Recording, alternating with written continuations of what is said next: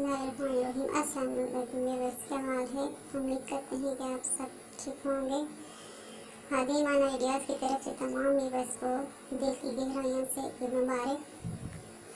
मैं और हदीया आपसे आज ईद का दिन शेयर करने जा रहे हैं। सबसे पहले सुबह हदीया और उसका भाई तैयार हुए, फिर हमने कुछ पिक्स वगैरह बनाई उनकी, जो कि सामने स्क्रीन पे शो हो रही हैं। और अमूमन हमारा ईद का बड़ी ईद का दिन जो है तो हदीया की नाना के घर गुजरता है, सो आज भी हम वहाँ गए, सो आपसे भी शेयर करते हैं। सामने स्क्रीन पे छोटे छोटे बच्चे जो इतने भी आपको नजर आ रहे हैं हदीया के कज़न हैं।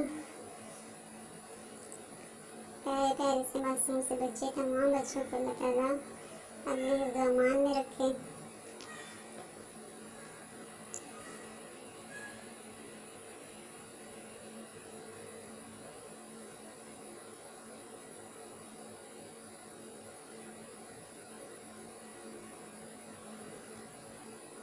माशाल्लाह से मेरी अम्मी के घर खूब रौनक होती है।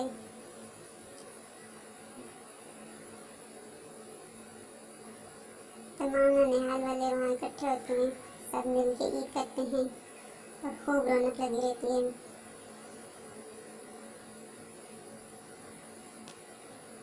गोश्त काटा जा रहा है। तकरीबन दोपहर का खाना खाने के बाद हम लोग घर वापस आए।